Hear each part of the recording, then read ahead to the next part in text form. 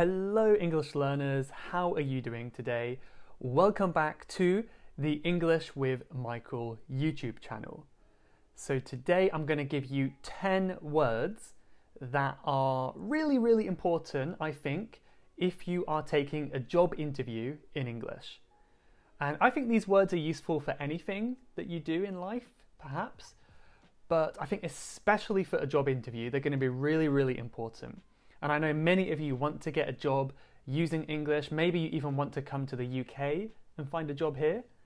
And hopefully this is going to be a good video to watch to help prepare you and build up your vocabulary. So I'm going to go over 5 adjectives that you can use to describe yourself and your skills. And then I'm going to go over 5 verbs that you can use maybe to talk about your experience and what you will be doing in your new job. The first word is actually a word that I always struggle to pronounce, and this is conscientious. Conscientious. That's a very tough one. But conscientious, this is like you're very hardworking and you want to do your work as well as you can. So you could say to your employer, say in the job interview, I am a conscientious person and I'm willing to do the job to the best of my ability. Or even I'm eager to do the job. It's even better than willing. So a conscientious person, that's a really good one. The next adjective is a compound adjective, and that is self-disciplined. A self-disciplined person.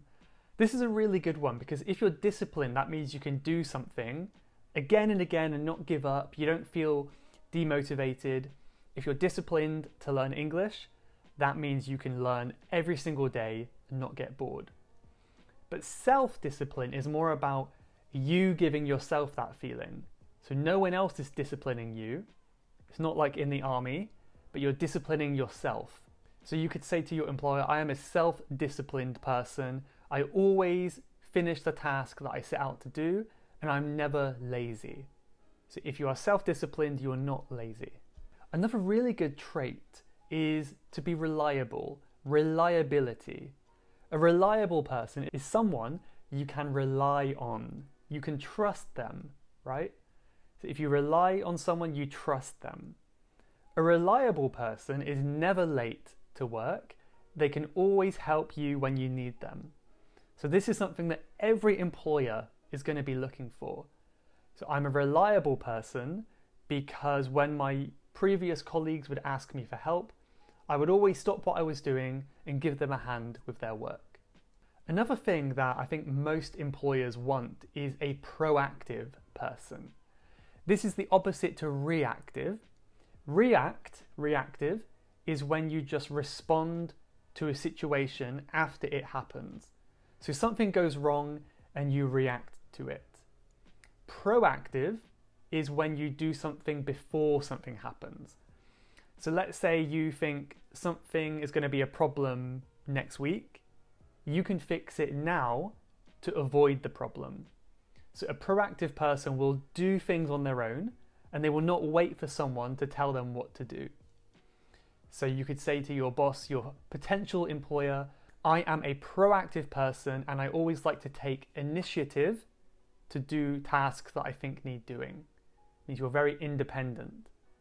The final adjective for describing your character, your experience, is diplomatic. Related to the word diplomacy, diplomatic. This means you're good at kind of managing relations. So you choose your words carefully. You don't start arguments in the workplace, and you're really good at having those workplace relationships, right? You're good at managing them in a professional way. Not those kind of bad relationships, right? So again, you could say to your potential employer that I like to deal with disputes in a diplomatic and professional way. And when a dispute does come up, I try to be diplomatic. I try not to make things worse. That's always a good thing, isn't it? So there we've got 5 adjectives that you can use to describe yourself. Then the next question that your potential employer may ask you is, what kind of experience do you have? Tell me about your experience. What have you done before? And then this is where you can use all these cool verbs to talk about what you did, rather than just did, do, saw, went. Use some more complex verbs. I think it's always impressive. So I'm going to give you two here. This is a two-part one.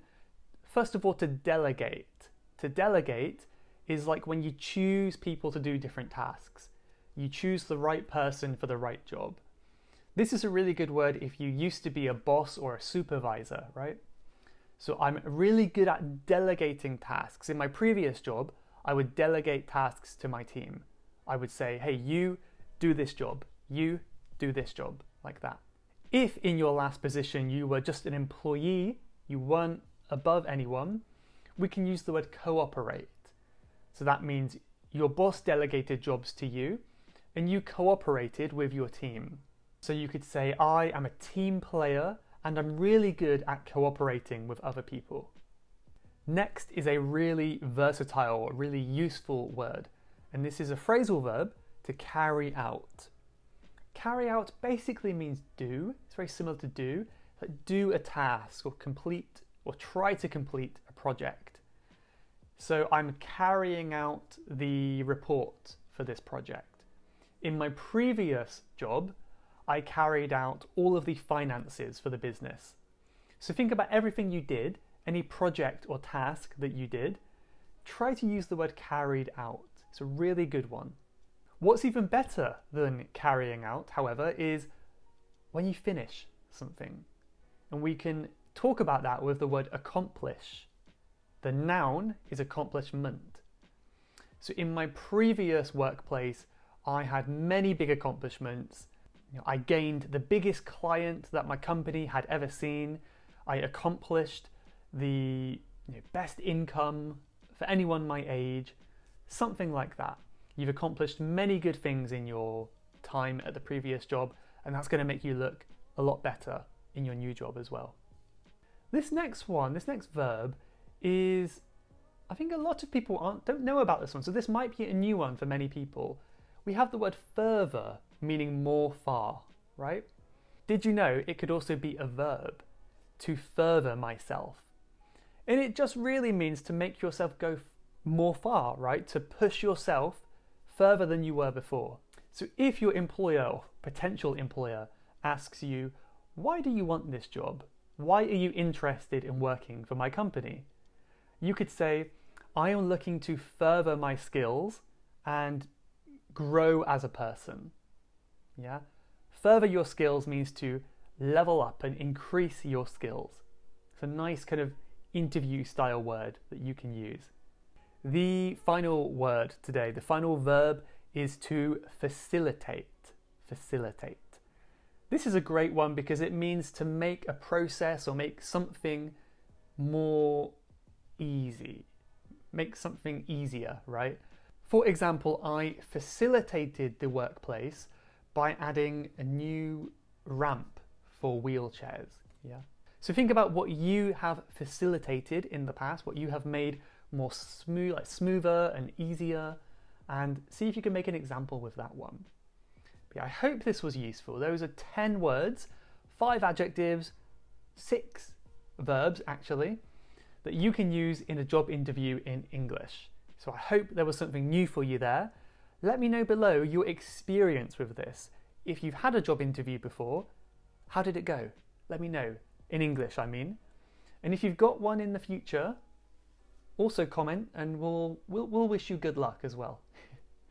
Thank you very much for watching for today. If you want to see more videos like this, let me know. But for now, have a good day and see you next time. Bye-bye.